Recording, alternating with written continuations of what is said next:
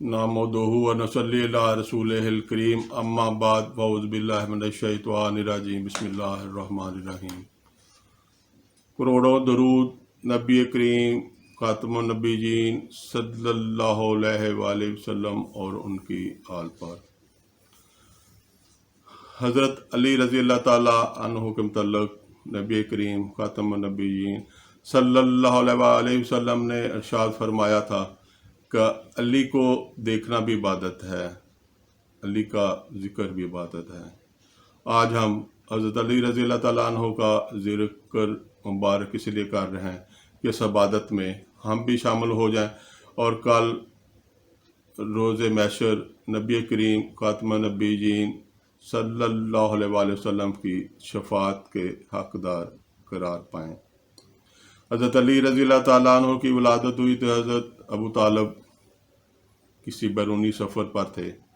चुनाचे आपकी वालदा ने आपके लिए नाम हैदर पसंद किया। मगर जब हज़रत अबू तालिब घर वापस आए तो उन्होंने आप रज़ी अल्लाह ताला अन्हु का नाम अली रख दिया। हज़रत अली रज़ी अल्लाह ताला अन्हु की विलादत दुनिया की वाहिद विलादत है। मैंने नहीं पढ़ा कि हज़रत अलैहिस्सलाम से लेकर आज तक किसी भी शख्स की विलादत खाना काबा के अंदर हुई हो। आपकी वालदा मोहतरमा तवाफ़ कर रही थी तो दर्द से शुरू हुआ तो वो खुद तो नहीं खाने काबा के अंदर गईं, खाना काबा की दीवार फटी और वो अंदर दाखिल हो गई। 3 दिन अंदर रहीं। जब घर तशरीफ़ लाई तो 3 दिन से हज़रत अली रज़ी अल्लाह ताला अन्हु ने अपनी आंखें नहीं खोली। नबी करीम खातमुन नबीयीन सल्लल्लाहु अलैहि वसल्लम चचा के घर आए तो चची जान को पूछा। चची जान को वालदा की सीयत सरकार फरमाते थे, देते थे, इसलिए कि हज़रत आमना के बाद इस प्यारी चची ने ही सरकार दो आलम सल्लल्लाहु अलैहि वसल्लम की परवरिश की थी। आप बहुत ज़्यादा एहतराम, बहुत ज़्यादा प्यार किया करते थे। पूछा चची जान इन्हें, जिसे हम पंजाबी में या अपनी पाकिस्तानी लैंग्वेज में गुड़ती कहते हैं, दिए? उन्होंने कहा नहीं। तो नबी करीम सल्लल्लाहु अलैहि वसल्लम ने अपनी ज़बान मुबारक उनके मुंह में डाली। कैसी अजीम शान थी। चची ने कहा कि ए प्यारे आका सल्लल्लाहु अलैहि वसल्लम, 3 दिन से बेटे ने आंखें नहीं खोली। तो हज़रत अली रज़ी अल्लाह ताला अन्हु ने जब आंखें खोली तो सबसे पहले दुनिया में किसी चीज़ पे नज़र पड़ी तो वो नबी करीम खातमुन नबीयीन सल्लल्लाहु अलैहि वसल्लम का चेहरा मुबारक था। हज़रत अबू तालिब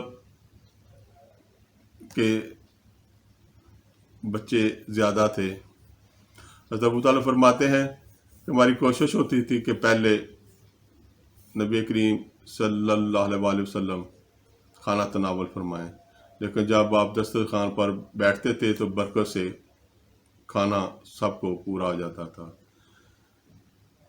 हज़रत अली रज़ी अल्लाह ताला अन्हु की उम्र 7 साल बताई जाती है जब उन्होंने नबी करीम खातमुन नबीयीन सल्लल्लाहु अलैहि वसल्लम पर ईमान लाया। वो बच्चों में सबसे पहले थे जिन्होंने ईमान लाया। हज़रत अली रज़ी अल्लाह ताला अन्हु की कफ़ालत नबी करीम सल्लल्लाहु अलैहि वसल्लम ने फरमाई थी, इसलिए वो ज़्यादातर नबी करीम सल्लल्लाहु अलैहि वसल्लम की सोबत में रहे। हज़रत अली रज़ी अल्लाह ताला अन्हु का किताबों में जो हुलिया मुबारक का जिक्र है वो इस तरह है कि आप रज़ी अल्लाह ताला अन्हु का कद दरमियाना था, रंगत गंदमी थी, आँखें बड़ी बड़ी थीं, चेहरा मुबारक खूबसूरत और पर रौनक था। سر مبارک پر بال نہ تھے، داڑھی مبارک بڑی اور اس قدر چوڑی تھی کہ ایک کندھے سے دوسرے کندھے تک وسعت پذیر تھی۔ آخری عمر میں بال سفید ہو گئے تھے۔ حضرت علی رضی اللہ تعالیٰ عنہ کو ہی یہ سعادت حاصل ہے کہ جب نبی کریم صلی اللہ علیہ وآلہ وسلم ہجرت فرما کر مدینہ پاک جانے لگے تو حضرت علی رضی اللہ تعالیٰ عنہ کو کہا کہ میرے بستر پر لیٹ جاؤ اور میری سبز چادر اوڑھ لو، صبح امانتیں واپس کر کے مدینہ پاک تشریف لے آنا۔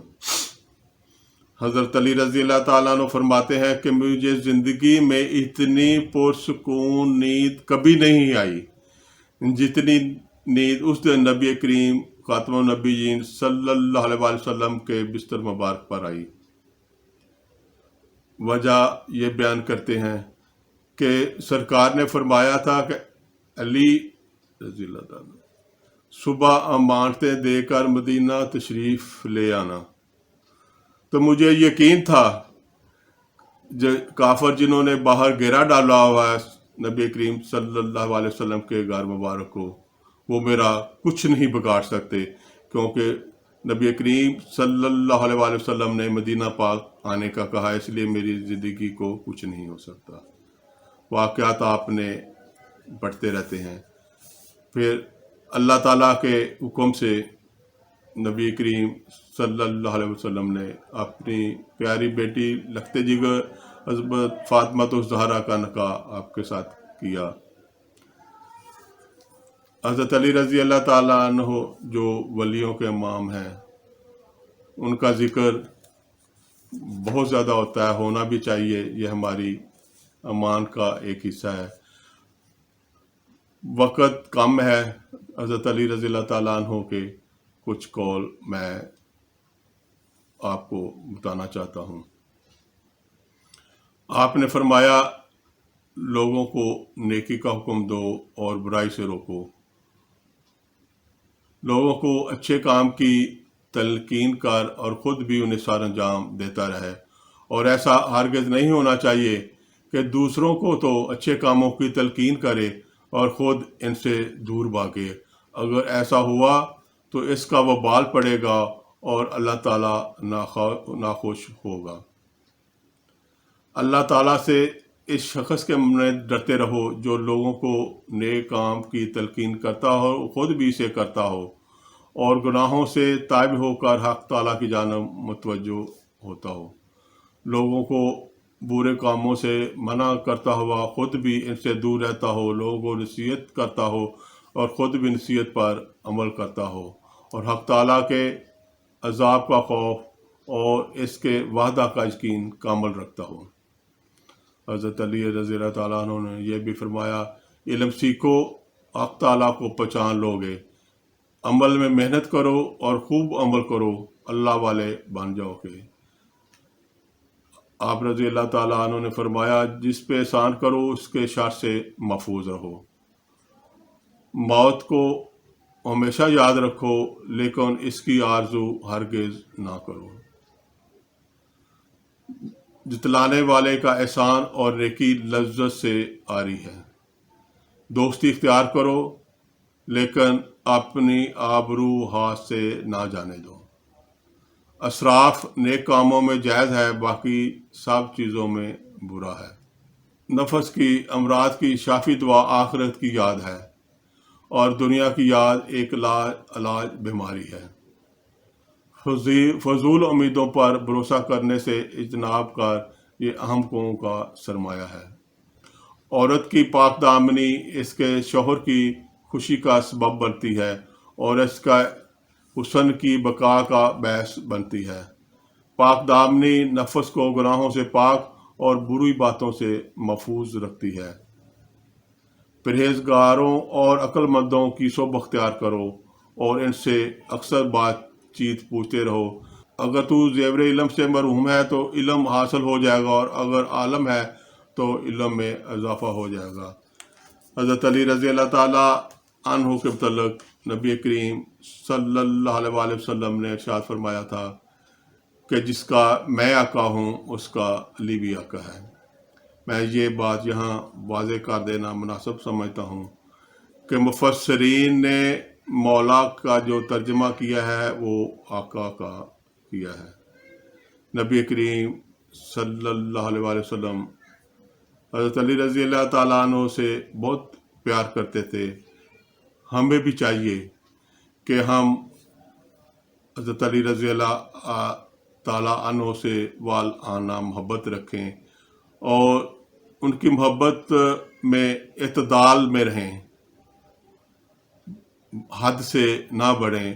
بعض ہمارے مسلمان بھائی حد سے بڑھ جاتے ہیں۔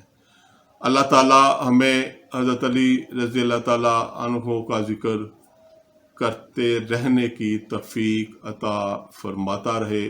آمین ثم آمین۔